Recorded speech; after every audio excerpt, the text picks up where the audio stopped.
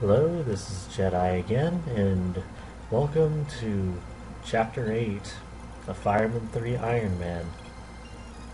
As with Chapter 7, this will be sped up. You have to save Maria, who's in the very middle chamber there, and, well, it's to get her sister Minerva, the Draco Knight here. There's a lot of tedious stuff, and there's kind of an embarrassing moment I have here. And this is the last map you'll see where Marth is completely incompetent, because from here on out I decide to, actually put the time and effort into him that I should have. Minerva's fairly solid. She has a base 12 speed and 12 defense, which is really good considering caps are 20. There's a bit of enemies who come from the top left. You want to move to you want to move around, basically. Although you can lure them with your your one flight unit, they will come around eventually from the other side. In the meantime, you also need to take out thieves in the middle, because there's some nice items in there. Including, if I recall the recording correctly, a ring. And I keep forgetting that I'm going to warp Marth over there.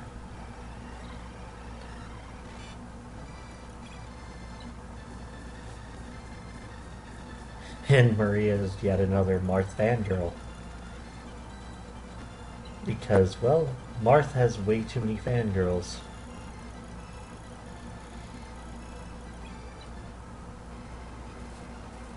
The enemies move a little erratically. When Minerva... Minerva will wait until Maria's free to start going after Marths, but until then I think she acts as a regular enemy. It's been a while since I've actually tried to actually go around to get Maria instead of just warping Marth in. Oh yeah, Thunder Sword is one of those things, and Thunder Swords are good. Those of you familiar with the GBA games will know light brands, and it's kind of a similar concept. Although Thunder Swords are pretty much better. And with the Fire Emblem, I can finally show off that, it opens chests. There's also a powerful hero outside there, which, spoiler warning, Marth's going to try to fight at various degrees, and it's not going to be pretty. But hey, he survives.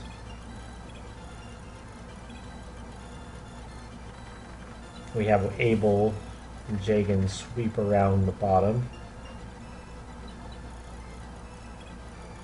along with a couple people going back to deal with the various Draco Knights. They're beefy, so I wanted to make sure that they didn't get through. And also we have Ogma and Navarre going in, take out the Knights, along with Merrick. Although Merrick probably won't. Well, actually, I don't think I had Merrick fight too much here. Also, a dragon kill, which, yeah, you want it. Believe me. Dragons are really tough to take down, usually. Unless you have the specific stuff. And that Pegasus just threw a javelin through the wall. With armor slayers at your back, you can easily take out the various armors. And here begins the whole... I originally wanted to charge up, but then, I was like, oh yeah, a wolf can shoot it with a bow.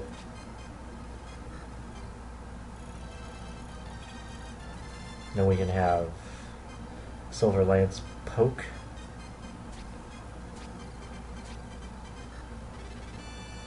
Skill, speed, luck, weapon level, if I recall correctly.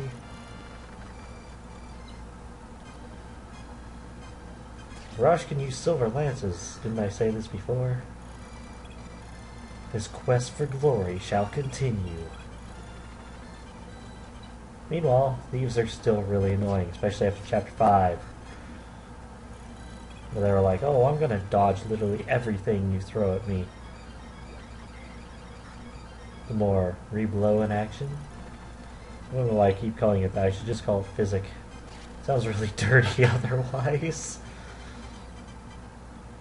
There's the secondary physic.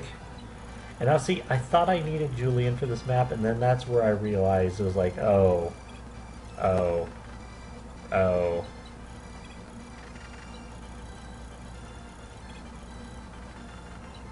So yeah.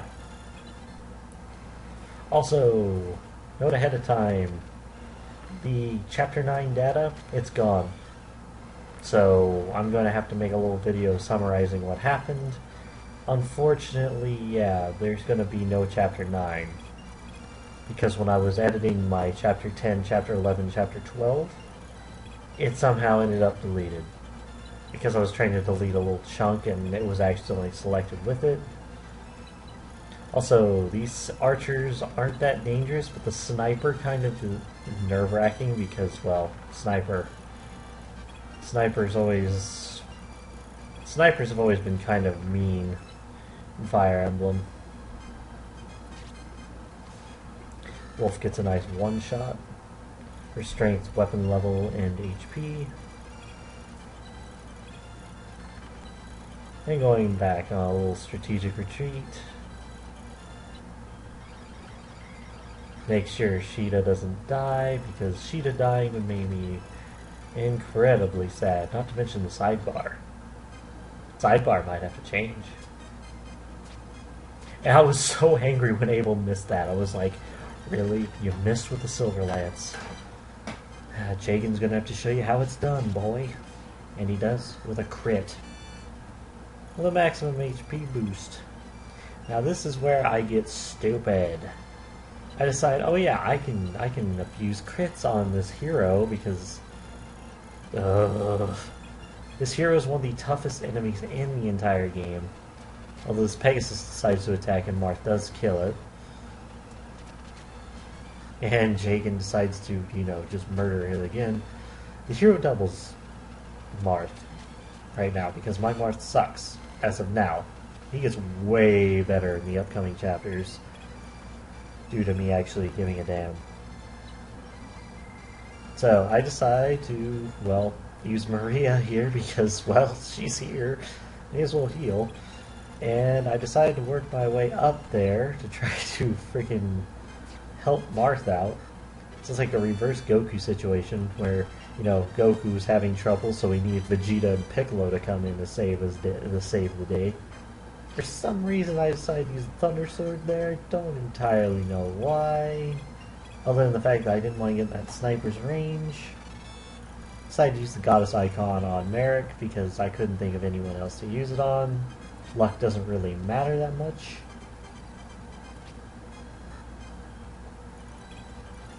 And overall, this chapter's not bad, it's just time consuming. And that's why I basically took out the last part, because it's just Marth going to the throne and you don't need to see that.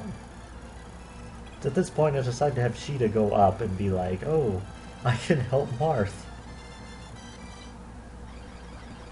I decided to have Abel and freaking Jagen just charge ahead because they can deal with enemies. They can deal with enemies really good.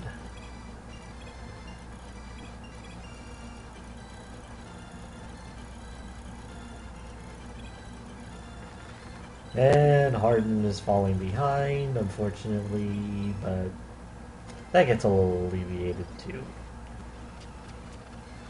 So Marth's just sitting there taking dual hits. Oh, right, that's right. Past me was actually a little smart about that, luring in the sniper with a Thunder Sword. And then for a second I was like, wait, can I go up the cliff? And I was like, oh yeah, I totally can go up the cliff. So even more shenanigans come in. I'm like, oh, Merrick should get the kill because, well, sniper. I'm like, oh wait, can't double. Duh. And I'm like, oh, Ogma. Because at this point I was just basically like, oh, Ogma needs more experience because that hero there has something called a hero's proof, which basically you can promote a mercenary with, which very good because this is the first of many promotion items we start getting around this point of the game. Although this is the earliest one. Thank goodness I have physics because it keeps Marth alive. And at this point, I'm like, huh, how am I gonna get Minerva? It's like, move Maria there. Hero can't quite move there. The rest of this chapter is basically just easy peasy. Boss has a speed ring, which comes in handy because that's a main part of why Marth was able to actually become, the good unit that he actually is in this game. And Minerva recruits herself. So yeah, she's talking about how her brother basically betrayed everyone, made her people go against everyone, even though, they were like, oh, we're honorable, we're all this stuff. Decided to use a vulnerary just in case, so I don't have to use another physic, and then Maria can heal the rest. Not going to be using Maria after this point. She's okay, but at this point, Reyna should be way, way better. It's kind of sad, really. And Julian's just like, oh, what am I doing here? And it's like, what are you doing here? Yeah, javelin toss, crit. That made me so hype. It was just like, woo, Olympics. And this bishop has no magic. For some reason, enemy bishops in this game don't have magic unless they're a boss. Although, he did heal that guy, and that annoyed me. So I was like, oh, better heal again. Just a constant stream of healing. And while Minerva is good, not quite good enough to deal with this hero yet because, well, this freaking hero is amazing stat-wise. Like, oh, maybe I should have moved everyone up here. And we just continue with the usual shenanigans. Because Abel's just like, oh, I'm gonna crit.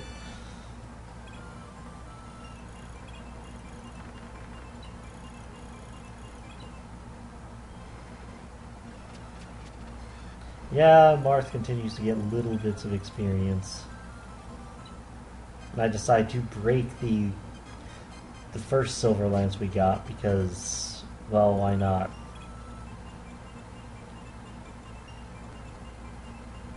I decided to have Marth actually finish it off, and then I'm like, no, Ogma.